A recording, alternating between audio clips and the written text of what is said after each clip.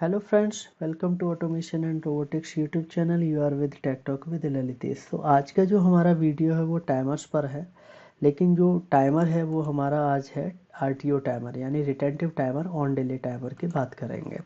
तो last video मैंने आपको बताया था टाइमर ऑन डिले कैसे फंक्शन करता है, उसकी वर्किंग आपको क्लियर हुई होगी। यानी टाइमर ऑन डिले में क्या होता है कि जब भी सप्लाई देते हैं टाइमर काम करता है, सप्लाई अगर चली जाती है तो टाइमर इमीडिएटली जीरो पे पहुँच जाता है।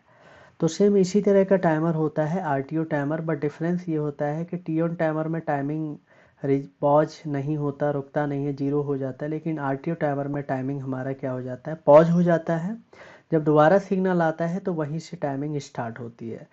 तो सबसे पहले हम क्या करेंगे, इंस्ट्रक्शन यानी एक स्टार्ट स्टॉप लॉजिक आप बना लेंगे इस तरीके से होल्डिंग बिट। देन उसके बाद हम क्या करेंगे, यहाँ से एक आरटीओ टाइमर लेंगे। तो टाइमर चाहे कोई भी हो, एड्रेसिंग फॉर्मेट सबका सेम होता है, यानी T4:0। ये मेरा टाइमर एड्रेस होता है, यानी T4:0 मैंने लिखा। टाइम बेस यानी 1 है तो 10 सेकेंड के लिए 10 ले लिया। तो टाइमर में 3 बिट होती हैं, जैसा कि आपको लास्ट वीडियो में भी बताया था। इनेबल बिट होती है, देन अगर मैं यहाँ बात करूँ एक टीटी बिट होती है और एक डीएन बिट होती है। सारी बिट अकॉर्डिंगली ऑन होती हैं, कैसे ऑन होती हैं उसके बारे में बताऊँगा। फिलहाल एक एक करके मैंने यहाँ से क्या किया, आउटपुट एड्रेस यहाँ से यूज कर लिया। तो ये मेरा एक आउटपुट हो गया। देन यहाँ से ड्रैग करके मैं दूसरी जगह यहाँ पर एक और आउटपुट हो गया मेरा यहाँ से, और यहाँ से मैंने 2, यानी टोटल 3 आउटपुट हो गए। और यहाँ पे आप एड्रेसिंग कर सकते हैं इनेबल टी डी एन की। तो जो टाइमर एड्रेस लेते हैं, अभी जो लिया है T4:0 लिया है, तो यहाँ पर आप एड्रेसिंग कर सकते हैं /0 T4:0। देन उसके बाद /इनेबल EN का होता है इनेबल बिट। इसको ड्रैग कर लेंगे, यहाँ पर EN को रिनेम कर देंगे, TT लिख देंगे। फिर यहाँ से ड्रैग करके यहाँ पर आएंगे तो TT की जगह DN कर देंगे। ठीक है, तो यहाँ पर मैं इसको मॉडिफाई कर देता हूँ। तो यानी टी ऑन टाइमर में भी वैसे ही लगाया था। मैं आपको बिट स्टेटस बताना चाहता हूँ कि तीनों टाइमर में, सॉरी आरटीओ टाइमर में बिट कैसे कब लो हाई होती है। तो यहाँ पर मैंने आपको टी ऑन टाइमर की वर्किंग बताई थी। टी ऑन टाइमर का ही थोड़ा मॉडिफाइड है हमारा आरटीओ टाइमर, और वो बता चुका हूँ कि आरटीओ टाइमर में अगर सिग्नल चला जाता है टाइमिंग के टाइम पर तो पॉज हो जाता है टाइम, देन टाइमिंग के बाद ऑन हो जाता है। तो आरटीओ टाइमर में अगर मैं बिट स्टेटस में बात करूँ तो क्या होता है कि जैसे ही सिग्नल ऑन होता है तो इनेबल बिट ऑन हो जाती है। तो इनेबल और सिग्नल दोनों डायरेक्टली प्रोपोर्शनल है। अगर सिग्नल ऑन है तो इनेबल बिट ऑन है। तो अगर आरटीओ टाइमर है, सिग्नल ऑन हुआ तो इनेबल बिट ऑन हो जाएगी। टाइमर ऑन डिले है, बस नाम है आरटीओ, आर मतलब रिटेंटिव। तो टाइमर जैसे ही सिग्नल ऑन होता है टाइमर चालू हो जाता है। तो जब टाइमर चालू होगा तो टीटी बिट भी ऑन हो जाएगी, यानी सिग्नल ऑन होते ही इनेबल बिट ऑन हो गई, टीटी बिट भी ऑन हो गई। ठीक है, उस केस में अभी क्या हो रहा होगा, डन बिट हमारी ऑफ ही पड़ी होगी, यानी डन बिट हमारी क्या ऑफ है। यानी यहाँ पर अगर कहा जाए तो प्रीसेट मेरा जो भी होगा ज़्यादा है एक्यूमुलेटर से। जब मैंने सप्लाई ऑन किया था तो उस समय क्या है कि प्रीसेट ज़्यादा है एक्यूमुलेटर से। तो इनिशियली अगर मैं यहाँ कंडीशन बताऊँ तो प्रीसेट ज़्यादा है एक्यूमुलेटर से। तो इसका मतलब क्या है, इसका मतलब क्लियर है कि डीएन बिट ऑफ है, बाकी ये ऑन है। ठीक है, स्टार्ट करते ही डिले देना स्टार्ट करेगा, इनेबल बिट ऑन हो जाएगा, बट डन ऑन नहीं होगा क्योंकि टाइमिंग हो रही है। अब जैसे टाइमिंग होते होते एक्यूमुलेटर बराबर हो गया प्रीसेट के, तो क्या होगा, इनेबल बिट ऑन ही पड़ी रहेगी क्योंकि सिग्नल तो अवेलेबल है। लेकिन टीटी बिट लो हो जाएगी और डन बिट हमारी क्या हो जाएगी, ऑन हो जाएगी। यानी टाइमिंग खत्म, डन टीटी लो, डन मेरा ऑन हो जाएगा, यानी एक्यूमुलेटर बराबर प्रीसेट डन ऑन हो गया। अब क्या होगा, अगर मैंने सिग्नल ऑफ कर दिया, स्टॉप कर दिया, तो इनेबल बिट लो हो जाएगी। ठीक है, क्योंकि सिग्नल ऑफ हो गया, टीटी बिट भी ऑफ हो गई, एंड डन बिट ऑन ही रहेगी। तो देखिए देखिए यहाँ पर टी ऑन टाइमर में डन बिट ऑफ हो गई थी क्योंकि एक्यूमुलेटर जीरो चला गया था इमीडिएटली, यानी प्रीसेट कम हो गया था एक्यूमुलेटर से। यहाँ पे क्या होगा, एक्यूमुलेटर मेरा वहीं पर पड़ा हुआ है जितना प्रीसेट है, यानी एक्यूमुलेटर कम नहीं हुआ प्रीसेट से, बराबर ही है। तो इसलिए ये डन बिट मेरी ऑन ही रह गई है।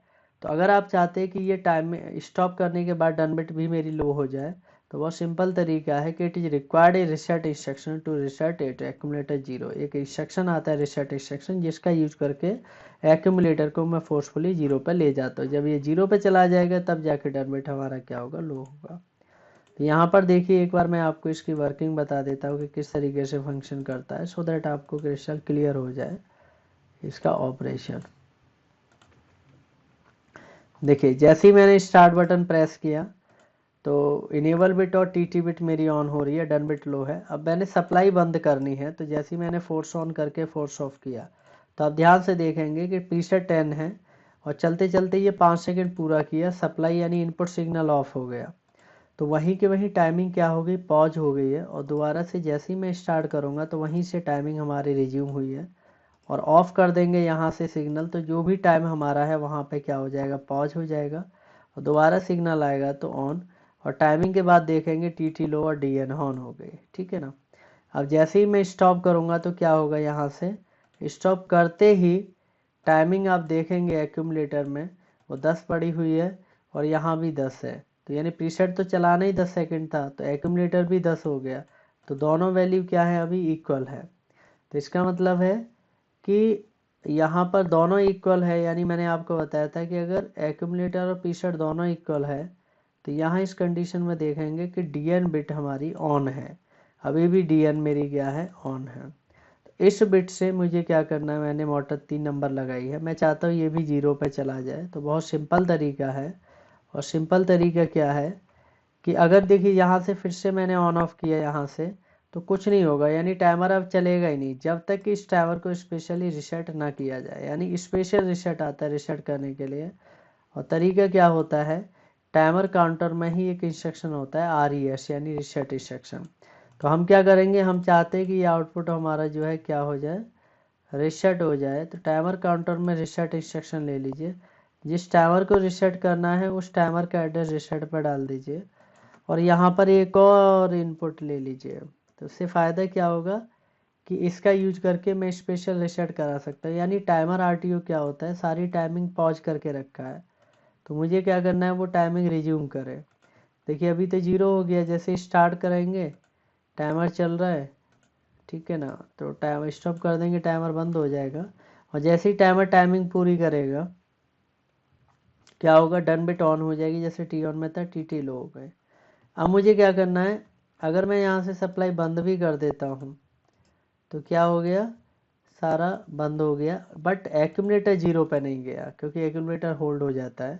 तो इसीलिए आपको रीसेट इंस्ट्रक्शन लेना पड़ेगा स्पेशल, टाइमर काउंटर में ऊपर रीसेट होता है। जैसे ही मैं इसको ऑन करूँगा तो एक्यूमुलेटर का जो वैल्यू है वो 0 हो गया, सारा एग्जीक्यूट हो गया, अब आपका इनिशियलाइज हो गया।